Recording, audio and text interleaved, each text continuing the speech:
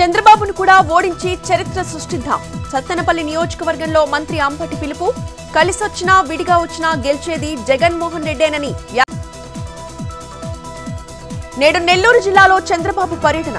సభ అనంతరం పల్నాడు జిల్లాకు వెళ్లనున్న చంద్రబాబు పల్నాడులో రా కదలిరా బహిరంగ సభకి హాజరు.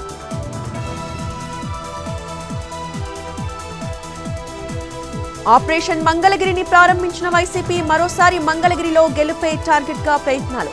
మురుగుడు లావణ్యకు టికెట్, 9వ లిస్టులో మార్పులు చేర్పులు.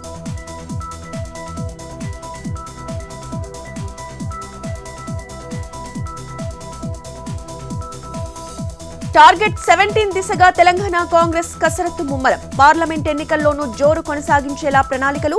10 నియోజకవర్గ అభ్యర్థులపై ఏకాభిప్రాయం.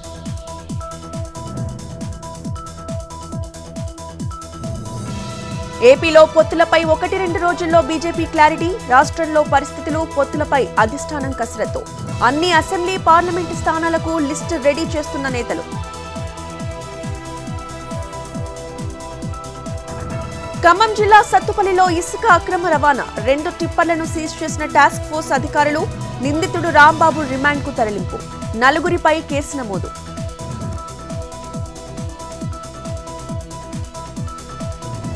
విజయనగరం జిల్లా బొండపల్లి మండలం చందకపేటలో రోడ్డు ప్రమాదం. ఆగి ఉన్న లోడ్ లారీని వెనక నుంచి ఢీకొట్టిన మరో లారీ. ధ్వంసమైన లారీ వెనక భాగం.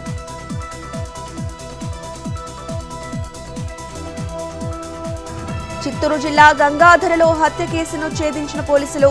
బకాయి చెల్లించమని స్నేహితుడిని దురుసుగా అడిగిన మురుగన్. దారుణంగా హత్య చేసిన నాగరాజు.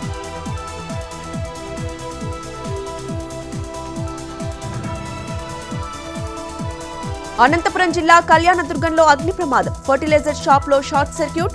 ఎరువులు, క్రిమిసంహారక మందులు దగ్ధం. 3 లక్షలు నష్టపోయానంటున్న షాప్ యజమాని.